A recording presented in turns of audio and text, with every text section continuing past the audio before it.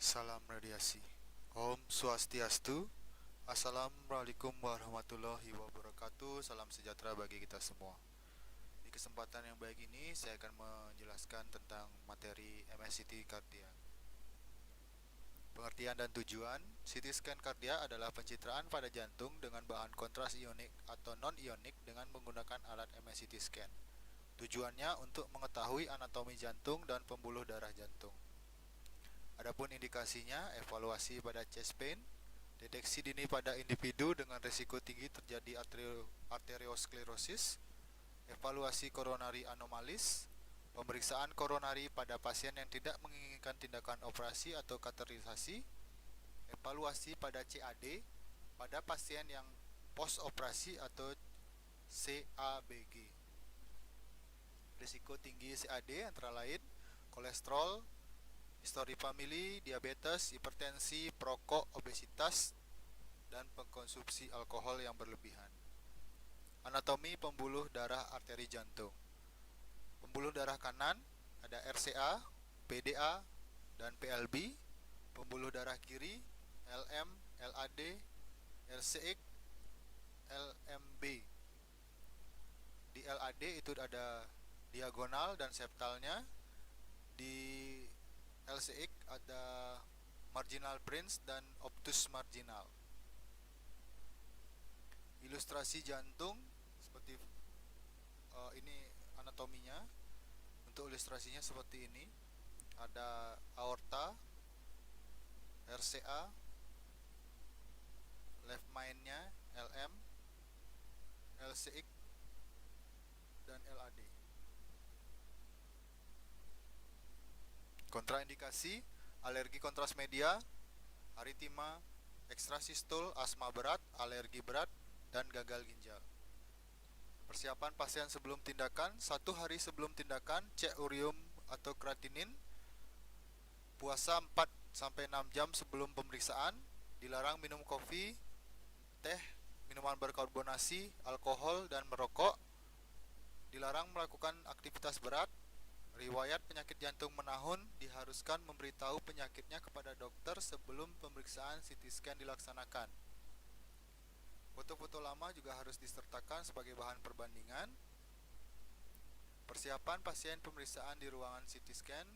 Yang pertama, jelasnya registrasi. Habis itu mengganti baju dengan baju khusus pasien. Isi surat persetujuan tindakan kontras yang ditandatangani pasien dan keluarga pasien yang berusia di atas 18 tahun dan tidak sedang mengalami gangguan jiwa. Pasang infuset dengan ukuran 20G atau 18 di vena cavity. Tes injeksi atau patensi dengan NaCl 20 cc sebelum tes bolus dengan tujuan untuk memastikan IV line lancar atau tidak.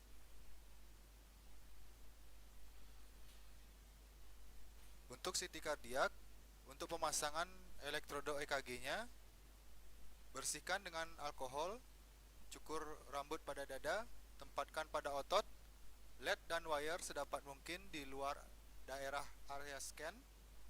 Tempatkan 2 buah elektrodo, yaitu di klavikula kanan dan kiri, 1 buah elektrodo di apek jantung. Di lapangan ada 2 skema yang saya lihat, biasanya skema yang kiri dan kanan. Tapi kebanyakan yang pakai yang sebelah kanan ini skemanya. Teknik pemeriksaannya, pasien tidur telentang di atas meja pemeriksaan dengan posisi pasien feet first. Dipasang alat pendeteksi jantung.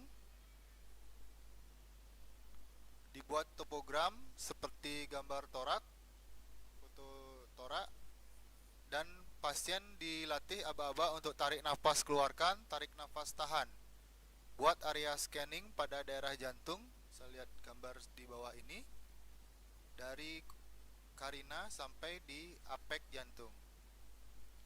Dibuat CA scoringnya, tapi pada pasien yang dikateterisasi jantung, pasang stent dan bypass tidak dikerjakan. Dibuat tes bolus kurang lebih di bawah percabangan karina. Jadi tes bolusnya nanti di bawah sini kita buat. dengan kontrasnya 20 cc ditambah 30 cc. Ini kan saya jelaskan di bawah ada gambarnya. Untuk pengaturan scan parameternya, nah untuk kontras yang digunakan biasanya 60 sampai 80 cc dengan NaCl-nya 50 sampai 60.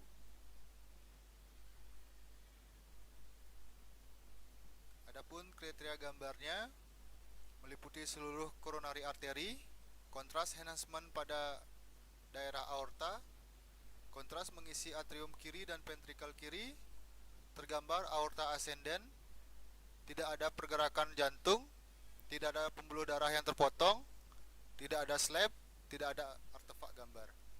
Nah, untuk metode scanningnya seperti ini, tes bolus. Jadi di bawah karina, di percabangan karina itu kita ambil slice 3 sampai 5 slice untuk membuat nanti peak enhancement namanya. Nanti setelah mendapatkan potongan tes bolusnya ini, nanti kita potong, masukkan ke aplikasinya, lalu di aplikasinya kita akan melakukan peak enhancement. Jadi datanya itu nanti kita akan kasih ROI sebanyak biasanya 3 sampai 5 kali. Nanti kita dapatkan misalnya peak enhancement-nya itu 7, kita kalikan 2 ditambah 5 waktu scan sebelumnya, dan waktu delay-nya ditambah 4. Nah, misalnya jadinya 23. Jadi kita balik lagi ke scanning awal. Itu nanti delay-nya 23 second. Nah, setelah mendapatkan delay, kita juga lihat heart rate jantungnya. Kalau misalnya heart rate-nya bagus, karena ini 64 slice, jadi kita harus hati-hati juga.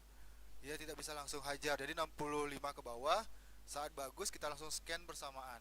Scan dengan kontrasnya masuk, kurang lebih kontrasnya itu sebanyak 60 sampai 70 biasanya, 70-75. Jadi NaCl-nya juga 50. Seperti itu. Setelah mendapatkan scan-nya, nanti kita dapat gambarnya.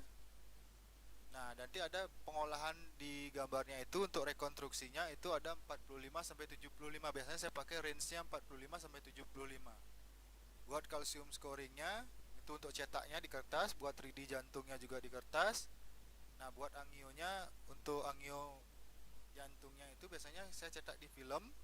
Buat MIV-nya juga di film. Buat vessel analisisnya ada dokternya minta di kertas, ada yang juga di film. Ini tergantung kebutuhan. Nah, untuk hasil gambarnya seperti ini. Nanti dia akan masuk kontrasnya seperti ini. Nanti masuk, baru masuk semua. Nah, setelah udah dapat gambarnya dan untuk rate-nya juga kita dapat dari 45 sampai 75 itu, baru kita nanti proses. Misalnya baiknya di mana? Di 45 ya udah kita proses di analisisnya 45. Jadi kita akan dapatkan gambarnya seperti ini untuk VRT. Angionya kita juga view-nya kita buat. Habis itu, nah untuk MIP juga kita akan tracker satu-satu. Jadi pengerjaannya harus hati-hati. Di RCA-nya juga kita tracker sampai ke bawah. LAD-nya juga seperti itu. LCX juga sama seperti itu. Untuk vessel analisisnya juga kita kerjakan nanti.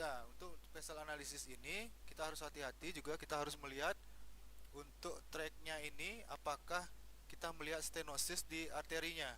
Nah, dokter juga akan bisa melihat di sini untuk vessel analisisnya. Sekian dan terima kasih. Silahkan jika ada pertanyaan.